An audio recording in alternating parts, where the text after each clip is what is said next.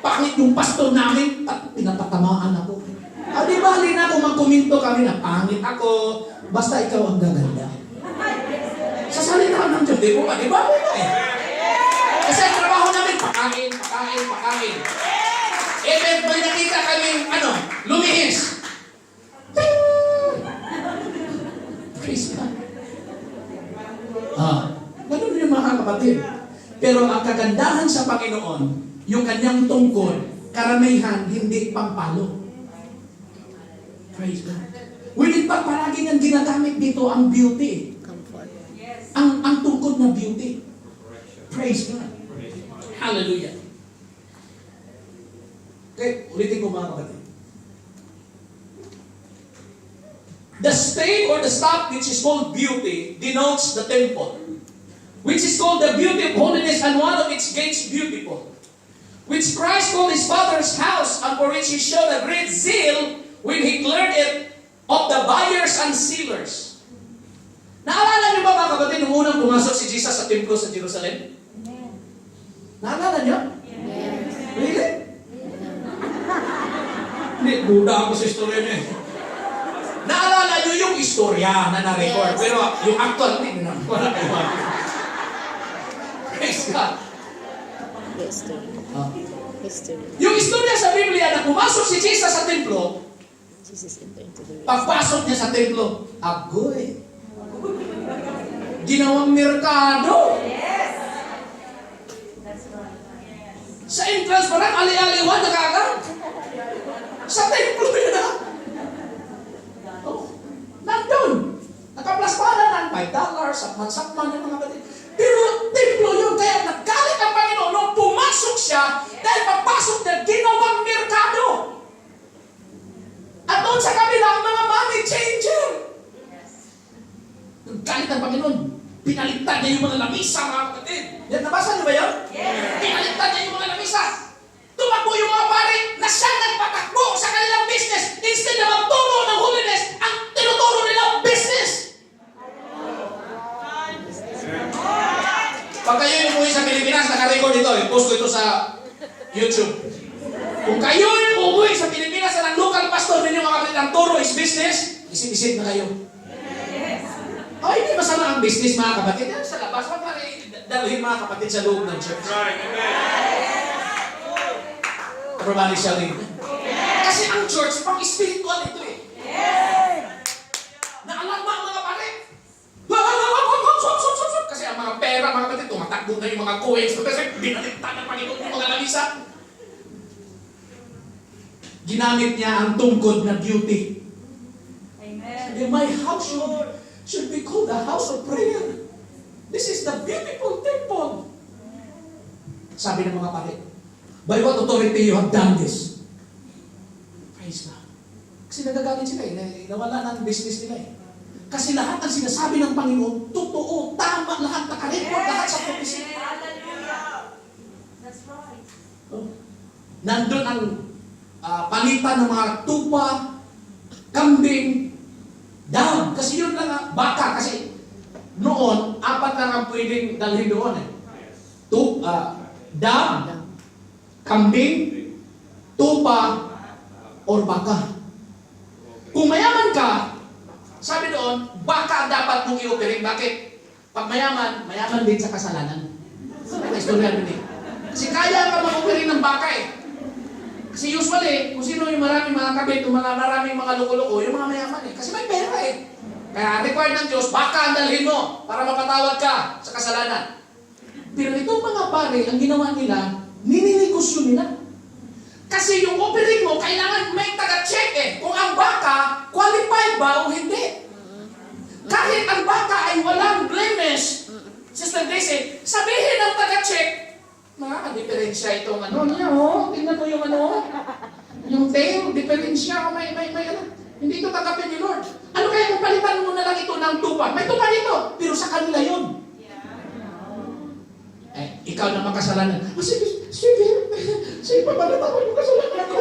Sige, itutuwa sa'yo, yan ang ialay, pero ang baka sa kanila, malaking ganansya, di mo ba? Yan ang ginawa nila sa templo. Kaya nagkalit ang Diyos.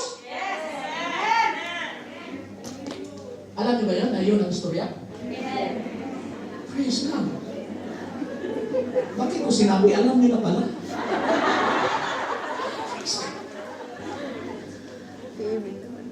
Ang pangalawang tungkod, tinawag na bonds, pangtawid. It denotes their civil state and the incorporate society of that nation. When Christ also took care by the preaching love and peace among them, Christ in His gospel and in all He did among them consulted the advancement, praise God, both of their civil and their sacred interests. His execution of His office as the chief shepherd, He fed the flock and He displaced those other shepherds that were false to their trust. Hallelujah.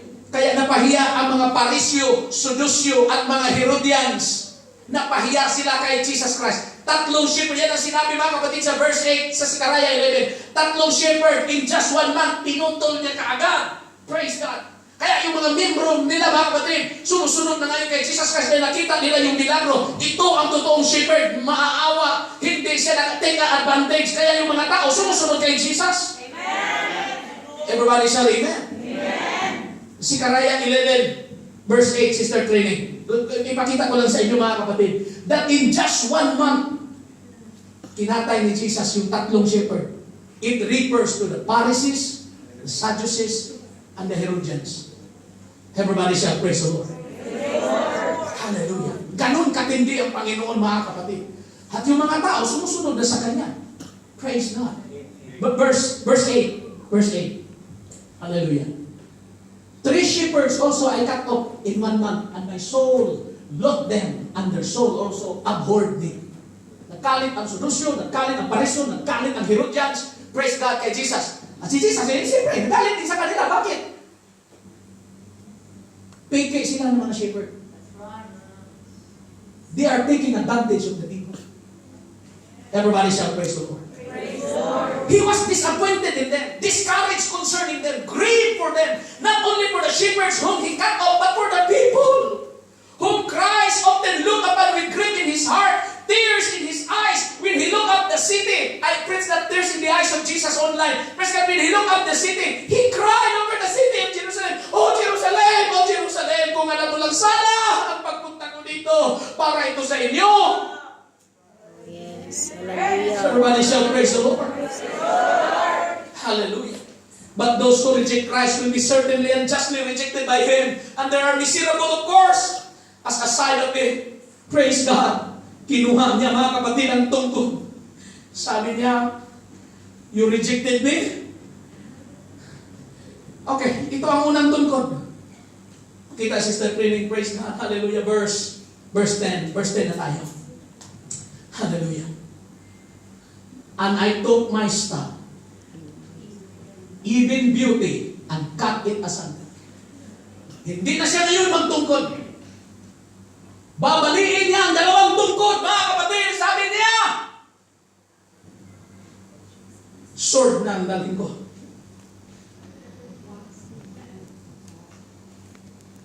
And I took my staff, even beauty, and cut it asunder, that I might break my covenant which I had with all the people. God has a covenant with His people. When He came, He is going to restore. But the problem is, they are matigas talaga. Although they rejected Jesus Christ, and because they rejected Jesus Christ, He said, I took the staff which I called beauty, and I break it.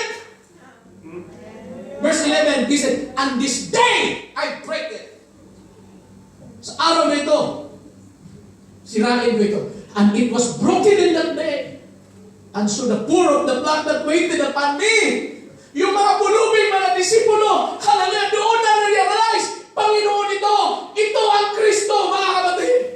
Amen. Pero yung mga mayayaman, mga kapatid, na naging bulag, praise God, hallelujah, nung nangyari, Pastor, nasira sila sa araw na yon. Judgment came into this life. Nung naputol na ni Jesus, mga kapatid, ang tungkod na beauty. Paano mo nalalaman, Pastor, na naputol yung tungkod na yon? Dahil ito po ang istorya. Verse 12. Praise God. Hallelujah. And I said unto them, if you take good, pinapakain ko kayo, inaalagaan ko kayo. Yung lahat ng mga may sakit nyo sa daan, pinagaling ko. Yung lahat ng mga na demonyohan, pinalayas ko ang demonyo at naging matino na ang isip nila. Sabi ni Jesus, if you think good, give me my price. Bakit? Siyempre, ako ang nagpakain sa inyo. Hindi ako hireling, but I am worthy of my salary because I work. If you think good, give me my price. And if not, okay lang sa akin. Kung hindi kayo magbayad sa akin, okay lang. So, anong response ng mga tao?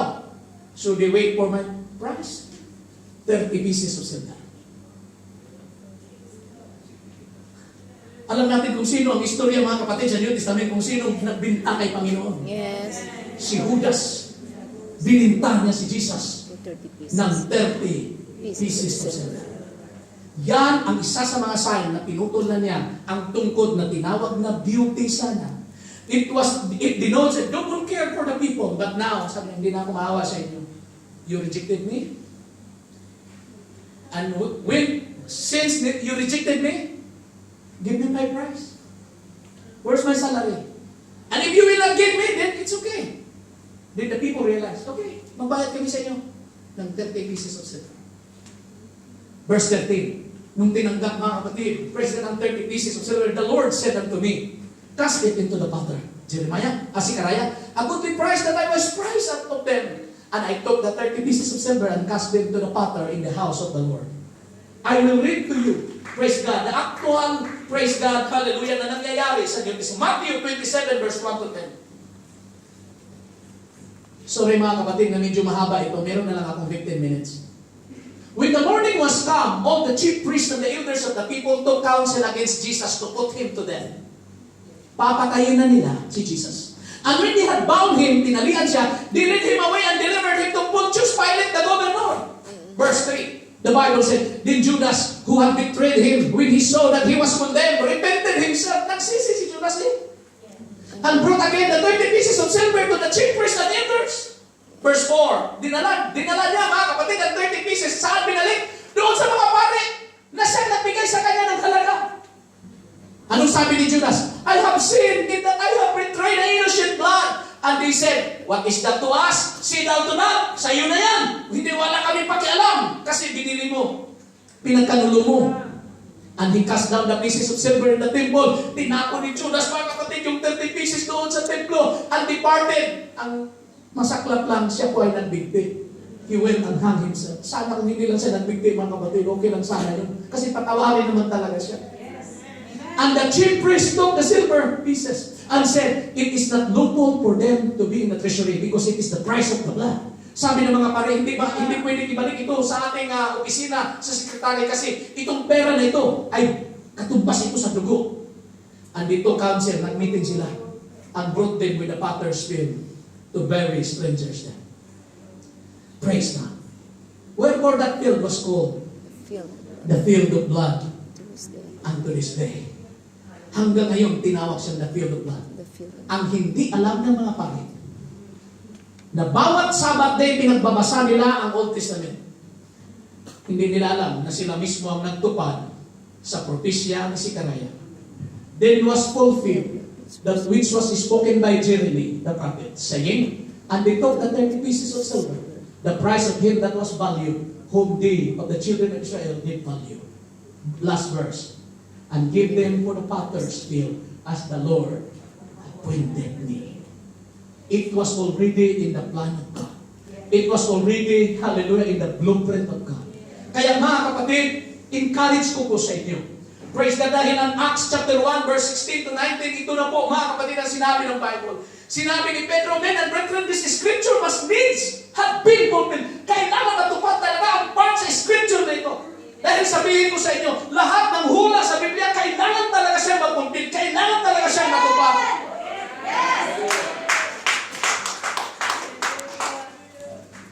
Gising mga kapatid, malapit ako matapos. Tiis lang.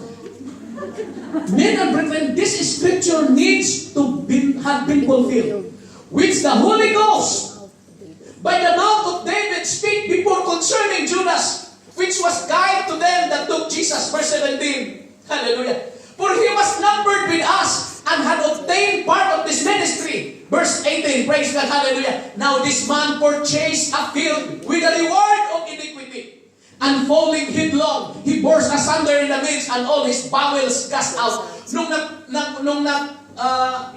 Nagbigti pala si Judas, naputol pala mga kapatid yung tali. At nung naputol ang tali, sabi ng Bible, nung nahulog na siya, nauna yung ulo. Nauna yung ulo. Tumama siguro sa bato, nahati mga kapatid yung tiyan, lumabas ang lahat ng bituka. Yan ang sabi ng Bible.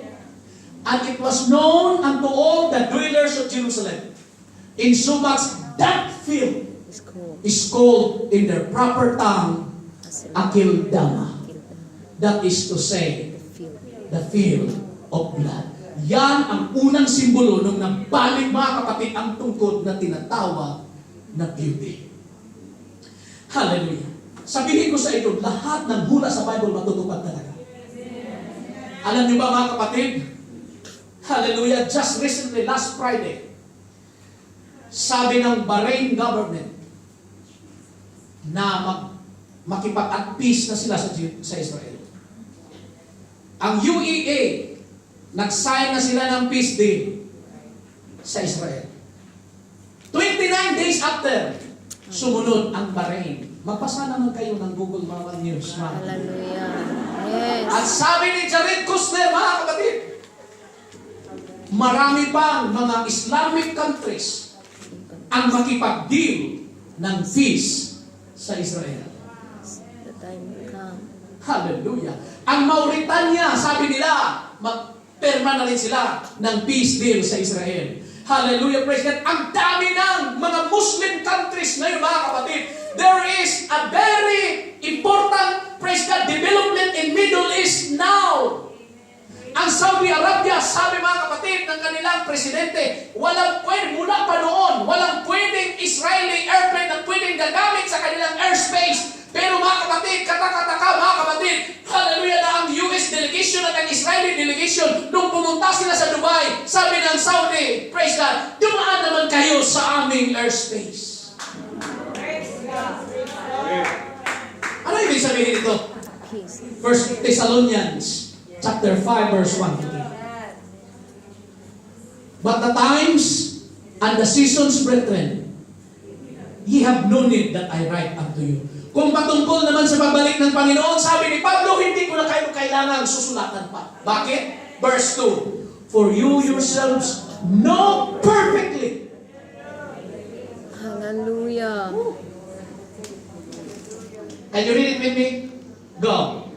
For yourselves know perfectly that the day of the Lord so cometh as a thief in the night.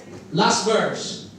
For when they shall say, peace and safety, then sudden destruction cometh upon them, as travail upon a woman with child, and they shall not escape. Anong sabi ni Benjamin Netanyahu? Sa kanyang interview, mga kapatid, we are now in the process of peace in the Middle East. The Bible said, the Bible gives us a clear already warning. Yeah. That when they say peace and safety, sudden destruction will come. Why? They are the flock for the slaughter. You have been fed in this church with comfort, instruction. We have been fed in this church with all, praise God, that we can do by the mercies of God. Lahat ng pwedeng makakaya namin gawin ni Pastor Librado, ni Pastor Rodolio, na pwedeng ibahagi, ituro, praise God, hallelujah, advice sa inyo. Siguro masasabi, siguro may mga bagay kasi kung hindi namin nagagawa, but only the mercies of God knows. Hayokong mangyari, mga kapatid, sa New Life Fellowship, na kapag tutunog na ang trumpeta, mga kapatid, tayo'y maiwan lang. Sayang yung sakripisyo natin. Sayang yung pagpunta natin sa church. Sayang, Sister Daisy, yung mga ilang taon na nakaupo ka sa New Life Fellowship, tapos ang ending, mga kapatid, ay ganun lang. Pero nangako ang New Testament, nangako ang Panginoon sa New Testament, may pangako sa New Testament na siya na kay Kristo Jesus, hindi na i-condemn. Hallelujah! Wala na pong kahatulan. Hallelujah! Sa mga tao na kay Kristo Jesus na nagsisinagat sa Espiritu at hindi na po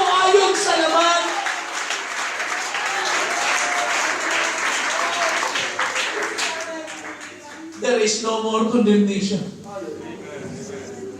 That is the good news. Salamat talaga sa ating Panginoon.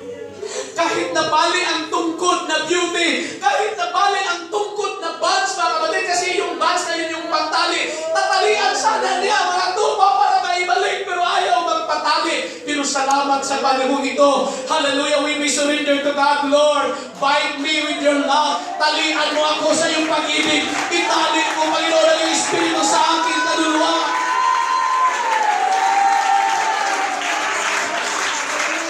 Tumayo po tayong lahat.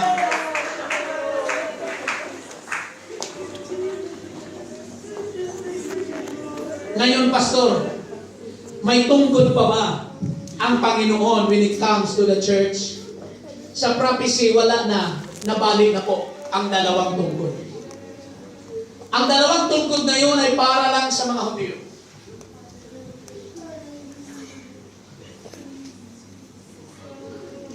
The value of the Lord when He was hung on the cross was only 30 pieces of silver. And when He was valued, Sister Alma, when He was valued for 30 pieces of silver, yun ang sign, binalik na niya ang tungkod. Pero nung si Jesus ay muling nabuhay mula sa mga patay, yan ang sign na ikaw ay makatanggap ng buhay na walang hanggan. Kung sa mga Hudyo tungkod, sa ating namang Kristiyano ay ang muling pagkabuhay ng ating Panginoon.